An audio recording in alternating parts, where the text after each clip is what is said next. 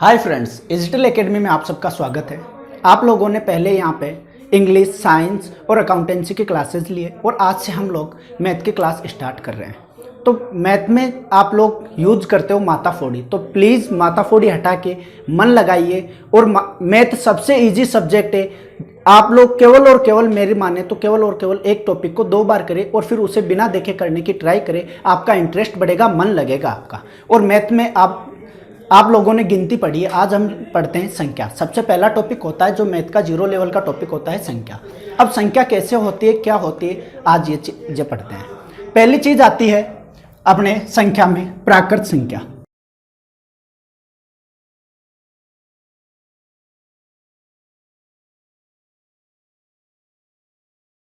प्राकृत संख्या, प्राकृत संख्या क्या होती है? तो फ्रेंड्स 1, 2, 3, 4 से लेके जो अनंत तक की होती संख्याएं हैं वो सारी की सारी प्राकृत संख्याएं होती है। जो 1, 2, 3, 4 से लेके अनंत तक की संख्याएं वो होती है, वो प्राकृत संख्याएं होती है। और जो भी अपन ने, आप लोगों के मन में आता है कि सर जो भी अपन ने 0 नहीं किया तो 10, 100, 1000 ये कैसे हम लोग काउंट करते थे? तो पहले ये कि ये सारी की सारी चीजें प्राकृत संख्या में आती है। और आर्यभट्ट ने खोज की थी वो केवल और केवल शून्य की थी, न कि एक शून्य इकाई अंक की थी। जिसके पास में कुछ भी ना हो उसे 0 कहते हैं। और इसी चीज की खोज आर्यभट्ट ने की थी। और जब आर्यभट्ट ने खोज की थी इसकी, तो एक दूसरी संख्या हुई थी, उसे बोलते हैं पूर्ण संख्या। पूर्ण संख्या, इसमें सारे के सारे जो भी है प्राकृत संख्या है। और इसमें केवल और केवल एक 0 ऐड किया, फिर 1, 2, 3, 4 से लेके वही अनंत तक।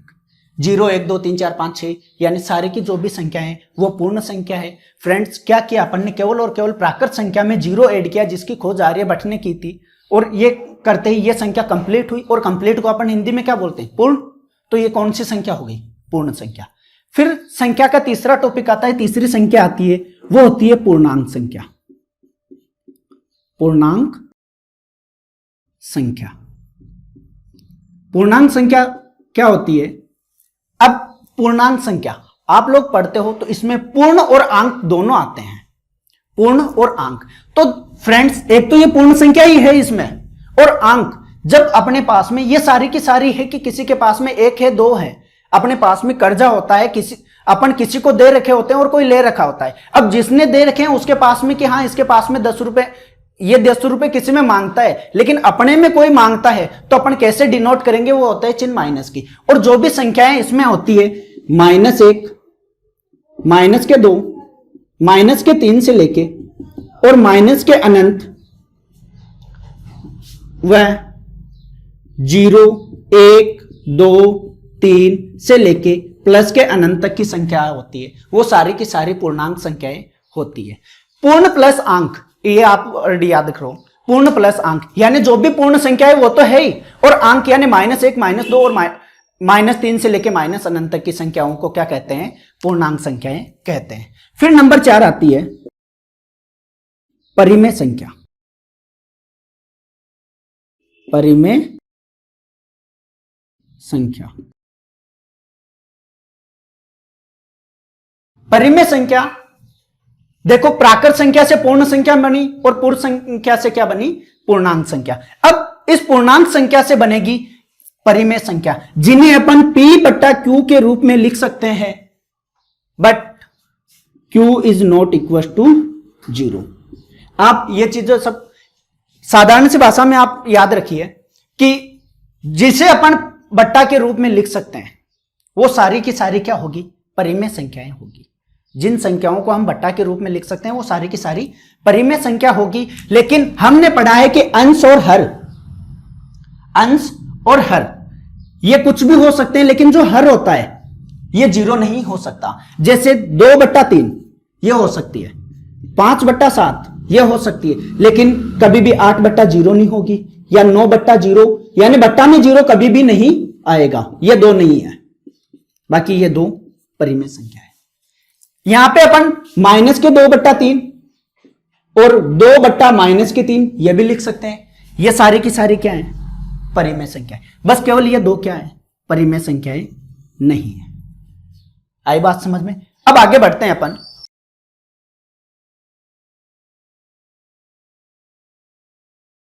पांच, इसमें देख लो 2/3, 5/4, 6/7, माइनस के 8/10, ऐसे। फिर आती है अपरिमेय संख्या। अपरिमेय संख्या, अपरिमेय संख्या परिमेय का जस्ट अपोजिट होता है अपरिमेय, परिमेय का जस्ट अपोजिट होता है अपरिमेय। और जैसा इसका अपोजिट बता रहा हूं, जैसा नाम है वैसा ही काम है। यानी परिमेय में था जिसे अपन P/Q के रूप में लिख सकते हैं, और अपरिमेय में है जिसे नहीं लिख सकते। साधारण सी बात है, जिसे हम बट्टा के रूप में नहीं लिख सकते उन्हें अपरिमेय संख्या बोलते हैं। और मानो तो डायरेक्ट एक ही चीज याद रखो, जितनी भी अंडररूट की संख्या है, √2, √3, √5, √6, √7, √8, इतनी कोई सी भी संख्याएं हैं, √10, ऐसी कोई सी भी संख्याएं, वो सारी की सारी अपरिमेय संख्याएं होती है। अब आप लोगों ने देखा होगा कि मैंने एक तो 1 नहीं लिखा अंडररूट में, एक 4 नहीं लिखा और एक 9 नहीं लिखा। क्यों नहीं लिखा? क्योंकि √1 इसकी वैल्यू होती है 1, जो कि एक परिमेय संख्या, प्राकृत संख्या, पूर्ण संख्या या पूर्णांक संख्या होती है। फिर आती है दूसरी √4, जो मैंने नहीं लिखी। √4 की वैल्यू होती है 2, √4 की वैल्यू होती है 2। इसमें क्या है, अब ये 2 है तो क्या होगी? पूर्णांक संख्या, पूर्ण संख्या और प्राकृत संख्या। यानी इसे अपन ऑब्वियसली ज्यादातर बोलते हैं पूर्ण संख्या है या पूर्णांक संख्या है। और √9 क्या हो गया? 3। यानी इनकी एक वैल्यूज है, तो अपन इनको अपरिमेय न कहते हुए क्या कहेंगे? परिमेय संख्या है। ये तो क्या होगी? परिमेय, और ये क्या है? अपरिमेय संख्या है। आई बात समझ में? फिर अब आगे बढ़ते हैं कि हम लोगों ने पढ़ा है कि सर ये तो पढ़ लिया, आगे की बात आती है वास्तविक संख्याएं। तो अब वास्तविक संख्याएं क्या होती है?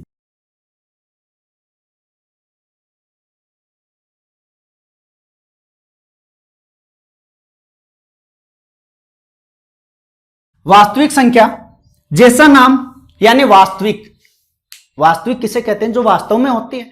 तो वैसे ही काम है कि वास्तविक संख्या भी वही है जो वास्तव में संख्याएं होती है। ये सारी की सारी क्या इनका ग्रुप होता है? वो क्या होता है? वास्तविक।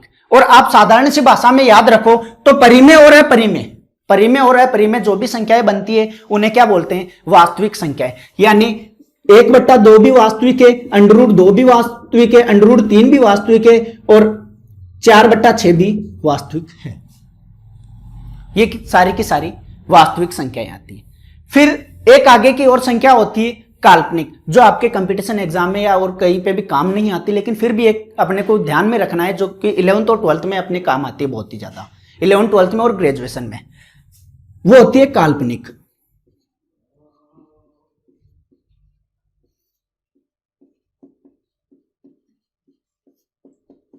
अब काल्पनिक संख्याएं कैसी हो सकती है?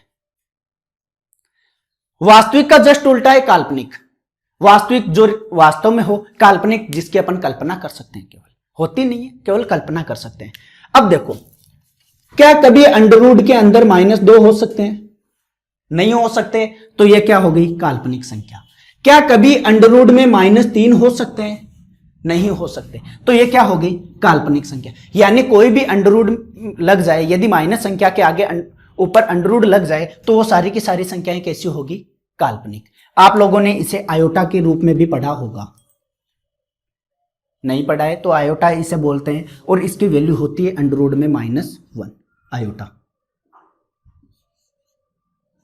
इसे आयोटा बोलते हैं, और यह एक काल्पनिक संख्या का ही मात्रक है।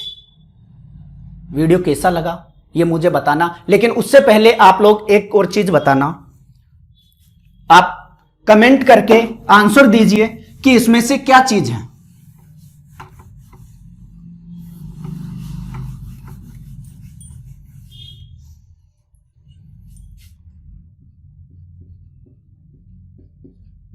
निम्न में से